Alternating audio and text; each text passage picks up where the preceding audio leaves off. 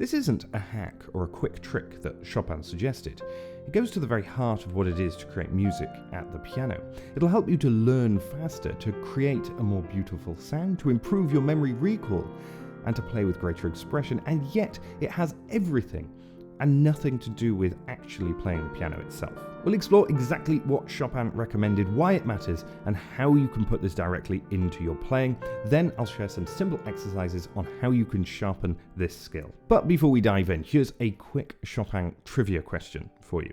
What was the object that never left Chopin's piano? The piano can create a huge range of sounds, but at its core, it's still a mechanical and percussive instrument. And as pianists, that's something we want to stay aware of. It's easy to make your sound almost robotic or mechanical when you're playing. And that's why I believe Chopin was so adamant that his students would attend singing lessons and would listen to Italian song and opera. If this is something that you haven't explored before, then this is going to be another string to your bow. So yes, the piano is a mechanical instrument, but why does that matter? Singing lays the foundation for so much of music, how we get louder and softer, how we breathe in the music, how we articulate it, and how we connect with it on a deeper level. None of that is necessary immediately to be able to play the piano. And that's where I think as pianists we get caught up. We get caught up in the technicalities of playing, and we sometimes forget about the musicality of it. But with singing, you're naturally drawn to focus on the musical line and the flow of the music. Now we just need to put that into our playing. Let's explore the 4 ways that singing can enhance the sound of your playing. And the first one is all to do with this shift in focus. The shift in focus from the technicalities of playing to listening to the musical line, the melody of what you are playing. This change in focus can transform how you listen to what you're playing. For instance, for pieces which have multiple moving lines or voices that weave between the hands, it's easy to lose track of what the main voice or the melody is. By singing the melody, you have a clearer picture of what needs to be voiced and projected, and the secondary voices that need to be played a little bit softer. A great example of this would be in a piece I was just looking at the other day, and I was thinking about this exact thing. It was about keeping the melody line loud in the right hand while also managing the other little notes that we need to play. So here's a version where we can hear the melody line clearly above after having thought about singing it.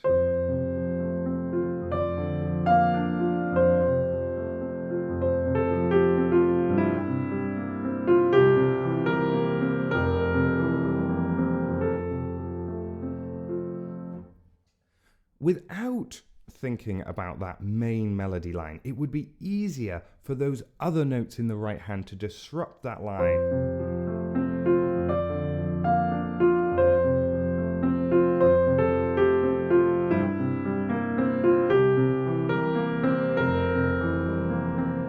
So that would happen if we played all of the notes almost equally. By singing the main line, you can gain the clarity, gain the understanding of what needs to be projected, what needs to be voiced, and then try to replicate that in your playing. The second way that singing can help is with timing. While it's easy to rush when you're playing with just your fingers, it's much harder to rush when you're singing. So one method would be to sing through the musical line first and then listen to that and try and replicate it on the piano. Another method would be just to sing through as you're playing, and you may find that this, because you're not rushing now, allows you more space and time to listen to what you're playing and to listen to the timing. The next benefit is in how you shape a phrase, not just in terms of volume, but also in terms of timing. When you sing, you naturally start soft to create a louder sound, a crescendo towards the middle, and then a diminuendo getting softer towards the end. And this is exactly what you want to do in your playing as well. In terms of your timing, you want to give a push towards the center and then a slight pullback towards the end. So what makes the benefits of singing universal and predictable? Well, I think it comes down to breathing.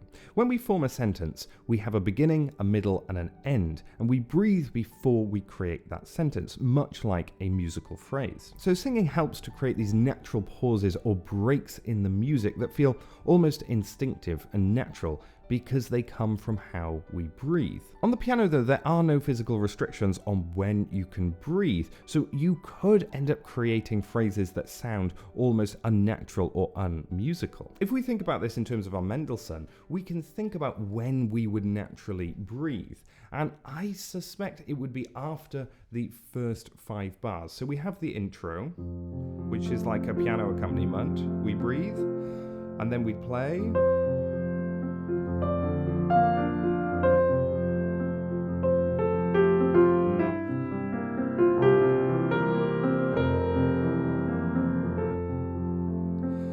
We breathe before the next phrase, and we've actually got a rest in there to do that.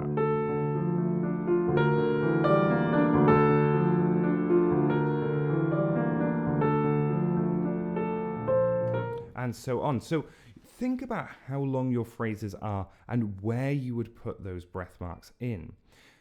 We need to sustain the musical line, keep it moving until that breath. If we lose momentum in the middle of that phrase, that would be unnatural because that's not what we do when we were singing. We would need to keep it going, waiting for that breath that's coming. So we've covered the musical role of singing in terms of how to create a shape in your playing and creating a more musical line.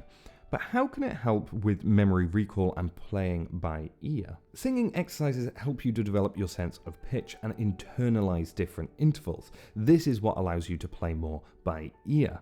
Listening to music and then replicating that out loud is what helps with memory recall. Here are 4 exercises that are essential to help you to do this. So you can start with singing scales, simple scales, and you can use your hand to help you to visualize the changes in step in the sound. So for instance, you can take a C, and then stepping up, D, E, F, G, and so on. Practice starting on different notes and use the piano to help you to begin with. Next, get rid of the piano, but give yourself the starting note and do the same scale. Listen to it back and see how accurate you were. You'll quickly realize what your vocal range is, and you'll learn to hear those different steps in pitch. Approach arpeggios in a similar way, but instead of steps with our hand, we're going to visualize a skip, skipping over one of those steps. So this is going to help you to learn and recognize the intervals of a third and a fifth. So arpeggio of G. So we've got our G, our B, and then our D, which is our fifth. Next up, learn each of the intervals in the octave. Now we've already learned the third and fifth, and this can help you to find some of the others. But one of the great methods for learning this is actually to use a different song to help you to pitch an interval. So for instance, an octave, you can use the melody of Over the Rainbow. Once you're comfortable with the scales, arpeggios, and intervals, it's time to try out your knowledge with some sight singing. Sight singing is reading music at sight, a melody that you haven't seen before, and singing it out loud. To start with, just pick melodies that move stepwise in small steps like your scales, and then you can progress to intervals later. You can use dedicated books for this, but I find that early beginner piano music is perfect because it often begins with stepwise motion and then you gradually progress to intervals. You can begin by using the piano to help you along with this, and then try and do it without the piano and then use the piano to check afterwards. When you're confident, you can progress to listening to a melody and then trying to replicate that first by singing it and then by playing it on the piano. Something that's crucial for both piano playing and singing is maintaining the correct posture to support your technique. In the next video, we go over the fundamental setup and how to sit at the piano.